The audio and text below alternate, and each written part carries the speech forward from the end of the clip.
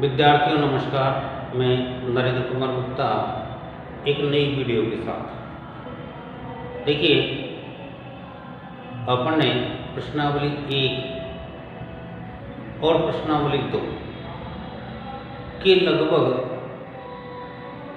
कई वीडियो अपन ने तैयार किए हैं और इन वीडियो के माध्यम से हमने इन प्रश्नावलियों का अध्ययन भी पूरा कर लिया। ये वीडियो प्रश्नावली 2 की एक अंतिम वीडियो है और आप इसको पूरा देखें, लास्ट तक आपको देखनी है। प्रश्नावली 2.3 का ये पहला सवाल है। इसमें हमको दे रखा है कि निम्नलिखित में से किससे शून्य निरूपित नहीं होगा, अर्थात 0 नहीं आएगा। तो हम इसको हल कर करके देखेंगे। आप इस बात को देखते हैं कि यहाँ हमारे पास जो पहला नंबर का है इसमें 1 + 0।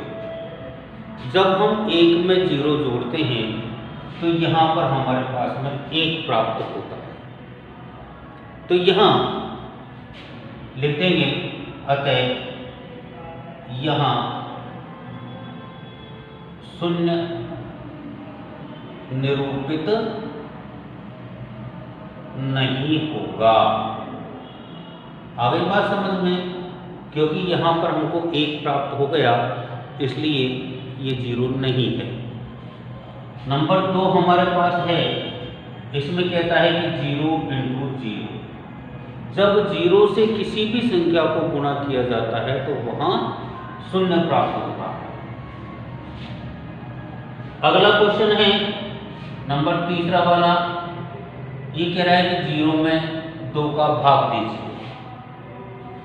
जब हम 0 में किसी संख्या का भाग देते हैं तो वहां भी हमारे पास 0 ही प्राप्त होता है। ऐसे ही जो हमारा चौथे नंबर का क्वेश्चन है, इसमें कह रहा है कि 10 - 10/2। अब आप जान रहे हैं कि 10 में से 10 को घटाएंगे तो कितना बचेगा? 0 बचेगा और भाग 2 का देंगे। तो जैसा सवाल यहाँ का वैसा हमारे पास यहाँ आ गया, अर्थात 0 में 2 का भाग देना है तो हमारे पास 0 प्राप्त होगा।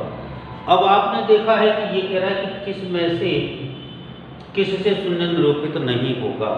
तो इसका मतलब हो गया उत्तर कौन सा आ गया हमारे पास में? पहले नंबर का। अतः उत्तर बराबर क्या आ जाएगा हमारे पास में? नंबर 1। ये हमारे पास एबेसेड वाला एक क्वेश्चन है और जिसको हमने समझते हुए हल किया है कि यहाँ पर उत्तर 1 ऐसा है जिसमें 0 प्राप्त नहीं होगा। देखो दूसरा क्वेश्चन देखते हैं। इस सवाल में कह रहा है यदि 2 पूर्ण संख्याओं का गुणनफल 0 है, अर्थात तो क्या हम कह सकते हैं कि इनमें से एक या दोनों ही 0 होनी चाहिए? क्या एक और 0 हो तब भी, या दोनों और 0 हो तब? हमारे पास किस प्रकार से 0 आ सकता है, इस बात की पुष्टि हमको उदाहरणों के माध्यम से करनी है। तो देखो, इसका जो हल है, यहाँ हम इस बात को जानते हैं कि 0 से यदि किसी भी संख्या को गुणा किया जाता है तो हमेशा 0 प्राप्त होता है। तो इसका मतलब है कि यदि एक पक्ष में 0 है तो दूसरे में कोई जरूरी नहीं है कि वह 0 हो, क्योंकि हम एक ही चीज को, एक ही संख्या को यदि 0 से गुणा करते हैं तो हमेशा वह पूरी संख्या 0 हो जाती है। जैसे देखिएगा यहाँ पर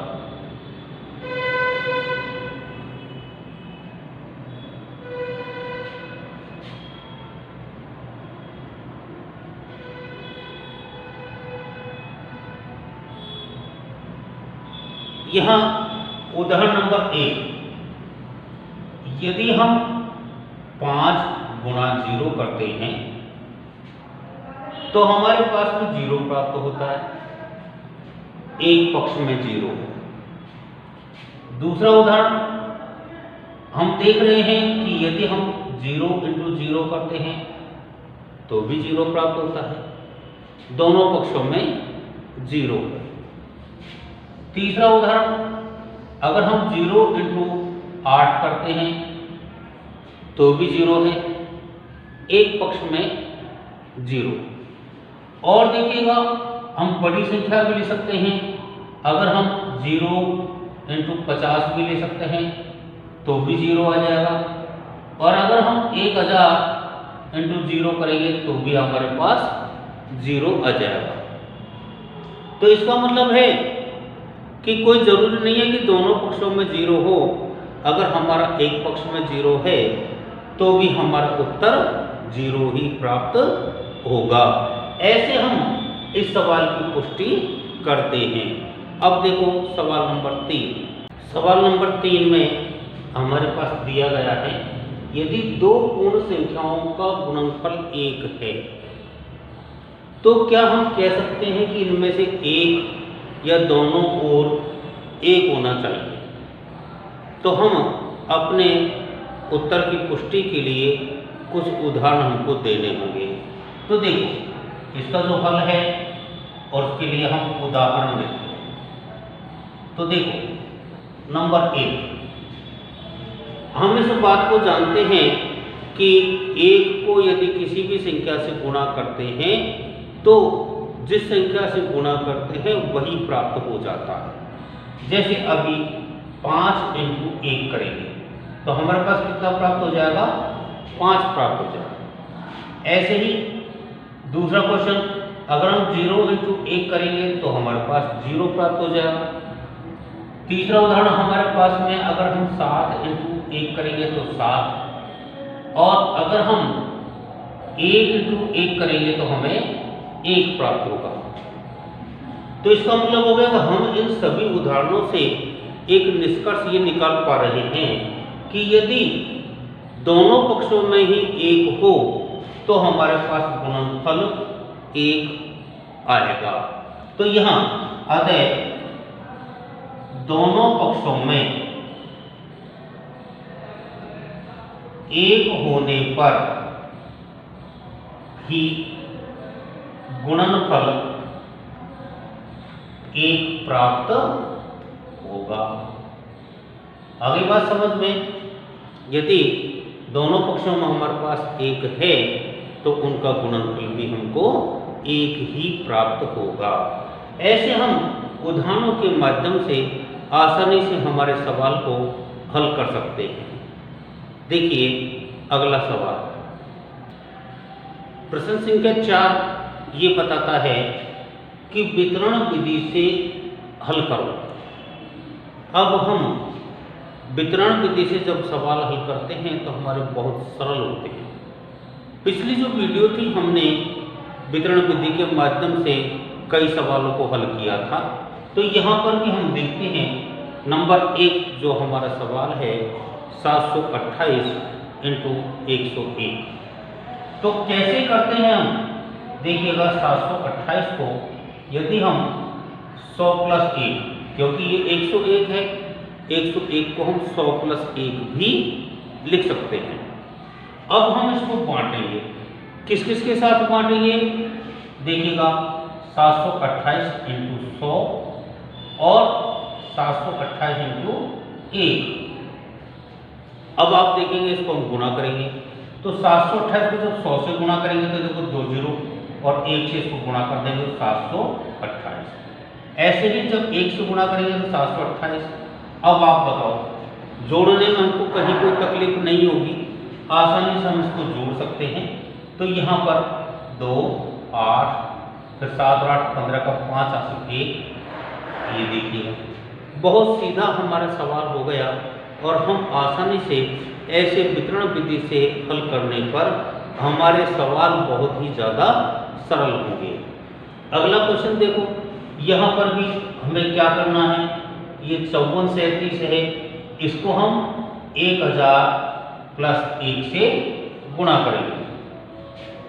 दोनों ओर बांट लेते हैं तो 5437 को हम पहले 1000 से और फिर प्लस 5437 इंटू 1। अब गुणा करेंगे तो देखो 3 जीरो तो ऐसे से आ जाएंगे, 1 से जब गुणा करेंगे तो हमारे पास ये ऐसे से ही हमको प्राप्त होता है। और जब 1 से गुणा करते हैं तो देखिएगा 7 3 4 5।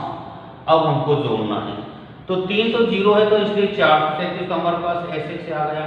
अब 5 को 7 में जोड़ेंगे तो 12 4 4 और 5। ऐसे सीधे तरीके से यदि गुणा करना होता है तो वहां हम वितरण विधि का प्रयोग भी आसानी से कर सकते हैं। अगला सवाल हमारे पास में है, इसको हम देखिएगा 824 को हम क्या करेंगे 20 प्लस 5 ऐसे हम इसको करेंगे तो यहाँ हो जाएगा 824 इंटू 20 प्लस 824 इंटू 5 कितना होगा देखो 0। अब 2 से गुणा करेंगे तो 2 चौके 8 2 दूनी 4 2 अट्ठे 16। 5 से गुणा करेंगे तो 5 चौके 20 हासिल 2 5 दूनी 10 और 2 12 हासिल 1 40 और 1 41। और अब जोड़ देते हैं 0 8 2 10 की 0 हासिल 1 2 और 4 6 4 और 6 10 की 0 हासिल 1। देखो 20,600 हमारे पास उत्तर हमको प्राप्त हो गया। अब आप देख रहे हैं कि हमने इन सवालों को कैसे किया है। यहाँ पर एक बार और समझ लीजिएगा कि 728 इंटू 101 हमने क्या किया है, इस 101 को 2 भागों में बांटा है जिसे हम 100 प्लस 1 के रूप में लिखा है, क्योंकि हम जानते हैं कि यदि 0 से किसी संख्या को गुणा किया जाता है तो वहाँ 0 प्राप्त हो जाता है। इसलिए हमने फिर इसको वितरण में बांट दिया तो 728 को 100 से और 728 को 1 से दोनों से गुणा किया। जब 728 से गुणा किया तो हमारे पास 2 जीरो और 728 आ गया। यहाँ पर इसको गुणा किया तो ये आ गया और फिर दोनों के बीच में प्लस का चिन्ह होने की वजह से हमने इसको जोड़ दिया। ऐसे ही यहाँ पर 1001 को हमने 1000 प्लस 1 लिख दिया और फिर हमारी संख्या को बांटा, बांट करके इसके बाद में गुणा किया और जोड़ किया और उत्तर प्राप्त हो गया। वहाँ भी ऐसे करना है। अब हम हमारे इसमें कुछ सवाल और बचे हुए हैं उनको भी हल करेंगे। देखिए यहाँ जो सवाल है 4275 को 125 से गुणा करना है, वितरण विधि हमारी प्रयोग में करनी है। तो हम देख रहे हैं कि अब हमारे पास में 3 अंकों की संख्या है। कैसे करेंगे 475 इंटू, अब ये जो 125 है इसको हम 100 प्लस 20 प्लस 5 भी लिख सकते हैं, क्योंकि हम देख रहे हैं 100 20 और 5 मिलकर के और कितना हो जाता है 125। तो अब हम इसको 3 भागों में बांटेंगे। देखिएगा 4275 into 100 plus 4275 into 20 plus 4275 into 5 हल करेंगे तो देखो आप इस बात को देख रहे हैं कि 0 से 0 गुणा करेंगे, यहाँ पर फिर 1 से गुणा किया तो 5 7 2 4। जब 0 से इसको किया तो 0 और 2 से करेंगे तो 2 15 10 की 0 हासिल 1 2 7 14 और 1 15 हासिल 1 2 2 4 और 5 2 चौके 8। और यहाँ पर 5 से करेंगे कितना आ जाएगा 50 25 हासिल 2 5 से 35 और 2 37 हासिल 3 10 और 3 13 3 हासिल 1 5 और 20 और 1 21। अब हमको जोड़ना है तो आप देखो गुणा करने में तो गलती नहीं होगी, जोड़ने में गलती नहीं करनी है। आप यहाँ देखेंगे इकाई का अंक हमने पहली संख्या लिया, फिर दूसरी संख्या लिया, फिर तीसरी संख्या इसमें 5 5 10 और 3 13 का 3 हासिल 1। चौथी संख्या में जोड़ेंगे 8 5 13 और 1 14 का 4 हासिल 1 3 और 8 11 और 2 13 का 3 हासिल 1 और 1 4 और 5। ऐसे हमको इन संख्याओं को जब हल करते हैं तो गुणा करना हमारा आसान हो जाता है।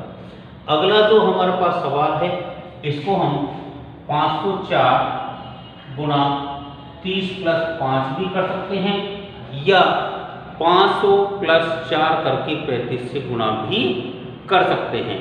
दोनों में से हम किसी भी प्रकार से इसको हल कर सकते हैं और आसानी से इसका गुणनफल किया जा सकता है। तो ऐसे हम इस सवाल को पूरा आपको करना है, आसानी से आप कर सकेंगे।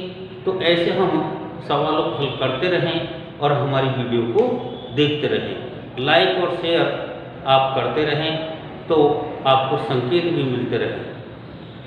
अब हम अगली वीडियो में अपनी फिर मुलाकात करेंगे। जब तक के लिए आपको धन्यवाद।